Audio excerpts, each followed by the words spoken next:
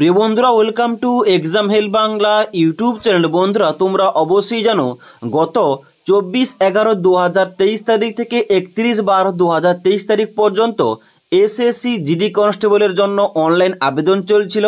যারা তোমরা মাধ্যমিক পাস যোগ্যতায় এই জিডি কনস্টেবলের জন্য অনলাইন আবেদন করেছো, যেখানে তোমাদের টোটাল ভ্যাকেন্সি রাখা হয়েছিল 26,146টি। এবার এখানে কিন্তু তোমাদের অ্যাপ্লিকেশান স্ট্যাটাস চেক করার জন্য লিঙ্কটা অ্যাক্টিভেট করা হয়েছে রিজন ওয়াইজ। কারণ এখানে তোমাদের অ্যাপ্লিকেশান স্ট্যাটাস চেক করতে হবে যে তোমাদের অ্যাপ্লিকেশানটা রিজেক্ট হয়েছে নাকি অ্যাপ্রুভ হয়েছে। যদি তোমাদের অ্যাপ্লিকেশান অ্যাপ্রুভ হয় তবেই তোমাদের অ্যাডমিট কার্ড জারি করা হবে, আর না হলে তোমরা কিন্তু অ্যাডমিট কার্ডটা পাবে না। তাই অবশ্যই তোমাদের অ্যাপ্লিকেশান স্ট্যাটাস চেক করাটা অতি আবশ্যিক। তার সঙ্গে সঙ্গে তোমাদের জানা রাখি, এখানে অফিসিয়াল নোটিফিকেশানে তোমাদের দেওয়া হয়েছিল যে schedule of computer based exam তোমাদের নেওয়া হবে ফেব্রুয়ারি কিংবা মার্চ 2024 তারিখের মধ্যে। যেখানে তোমাদের এসএসসি জিডি কনস্টেবলের জন্য পরীক্ষার ডেটগুলো দেওয়া হয়েছিল 20, 21, 22, 23, 24, 26, 27, 28, 29 ফেব্রুয়ারি, এবং তার সঙ্গে সঙ্গে 1, 5, 6, 7, 11, 12 মার্চ 2024 তারিখ। এই কয়েকদিনে তোমাদের কিন্তু পরীক্ষা নিয়ে হবে এসএসসি জিডি কনস্টেবলের জন্য। তাই তোমরা যারা এসএসসি জিডি কনস্টেবলের জন্য আবেদন করেছো, অবশ্যই তোমাদের অ্যাপ্লিকেশান স্ট্যাটাস চেক করতে হবে। কীভাবে চেক করতে হবে, কোথায় গিয়ে তোমাদের চেক করতে হবে, ডাইরেক্ট লিঙ্কটা তোমরা কোথায় পাবে, তার সঙ্গে সঙ্গে কোন কোন ইনফরমেশান দিয়ে তোমাদের এখানে অ্যাপ্লিকেশান স্ট্যাটাস চেক করতে হবে তোমরা দেখে নাও, তোমাদের স্টেপ বাই স্টেপ বলে দিচ্ছি। এবার বন্ধুরা, এসএসসি জিডি কনস্টেবলের অ্যাপ্লিকেশান স্ট্যাটাস চেক করার জন্য সবার প্রথম কী করতে হবে, তোমাদের এসএসসির অফিসিয়াল ওয়েবসাইটে আসতে হবে। এখানে আসার পর উপরের দিকে দেখতে পাচ্ছ অনেকগুলো অপশান দেওয়া রয়েছে। এখানে তোমরা কি করবে, অ্যাডমিট কার্ড অপশানে ক্লিক করবে। এখানে ক্লিক করার সঙ্গে সঙ্গে তোমাদের নেক্সট পেজ ওপেন হবে, যেখানে তোমাদের নিচের দিকে আসতে হবে।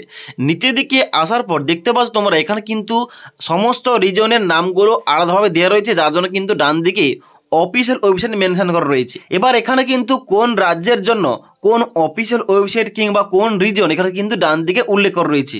যেমন আমাদের কলকাতা ওয়েস্ট বেঙ্গলের জন্য ডান দিকে দেখতে পাচ্ছ ইস্টার্ন রিজন রয়েছে, এবং তারপর দেখতে পাচ্ছ নেক্সট তোমাদের এখানে কর্ণাটক বেঙ্গলের জন্য কর্ণাটক কেরালা রিজন। তারপর তোমাদের এখানে নেক্সট রয়েছে তামিলনাড়ুর জন্য কিংবা চেন্নাইয়ের জন্য এখানে তোমাদের সাউথার্ন রিজন। তারপর তোমাদের রয়েছে এখানে গুয়াহাটি আসামের জন্য নর্থ ইস্টার্ন রিজন। তারপর তোমাদের রয়েছে এখানে মুম্বাই মহারাষ্ট্রের জন্য ওয়েস্টার্ন রিজন। তারপর তোমাদের নেক্সট রয়েছে রায়পুর ছত্তিশগড় থেকে মধ্যপ্রদেশ রিজন। তারপর তোমাদের এলাহাবাদ উত্তরপ্রদেশের জন্য সেন্ট্রাল রিজন। তারপর তোমাদের নেক্সট চণ্ডীগড়ের জন্য নর্থ ওয়েস্টার্ন রিজন, এবং তারপরে শেষে রয়েছে নিউ দিল্লি, যার জন্য নর্থার্ন রিজন। এবার এই 9টি যে তোমাদের রিজন রাখা হয়েছে, এই 9টি রিজনে একসঙ্গে কোনোদিন কিন্তু লিঙ্ক অ্যাক্টিভেট করা হয় না। যখনই এসএসসি দ্বারা যে কোনো পরীক্ষার অ্যাডমিট কার্ড কিংবা তার সঙ্গে সঙ্গে অ্যাপ্লিকেশান স্ট্যাটাস চেক করার লিঙ্কটা অ্যাক্টিভেট করা হয়, এখানে একসঙ্গে প্রতিটা কিন্তু রিজনের কিন্তু লিঙ্কটা অ্যাক্টিভেট করা হয় না, একে একে কিন্তু তোমাদের অ্যাক্টিভেট করা হয়ে থাকে। তো বেসিক্যালি গতকাল যে লিঙ্কটা অ্যাক্টিভেট করা হয়েছে ওটা কিন্তু অবশ্যই অ্যাক্টিভেট করা হয়েছে কর্ণাটক কেরালা রিজন, এর জন্য কিন্তু লিঙ্কটা অ্যাক্টিভেট করা হয়েছে, যেখানে কিন্তু তোমরা অ্যাডমিট কার্ডের স্ট্যাটাস চেক করতে পারবে তোমাদের এখানে অ্যাপ্লিকেশানটা এখানে অ্যাপ্রুভ হয়েছে নাকি রিজেক্ট হয়েছে। তো কীভাবে তোমরা চেক করবে, এখানে তোমাদের যার স্যাম্পেলভাবে দেখিয়ে দিচ্ছি। যখন আমাদের ওয়েস্ট বেঙ্গল রিজনের জন্য অর্থাৎ ইস্টার্ন রিজনের জন্য যখন লিঙ্ক অ্যাক্টিভেট করা হবে, তোমাদের আবার একটা স্পেশাল ভিডিও তোমাদের দিয়ে দেবো। ওকে, এখন তোমরা দেখে নাও কীভাবে এখানে কী কী ইনফরমেশান ইনপুট করতে হবে। তো এখানে দেখতে পাচ্ছ কর্ণাটক কেরালা রিজন, এখানে তোমরা ক্লিক করবে।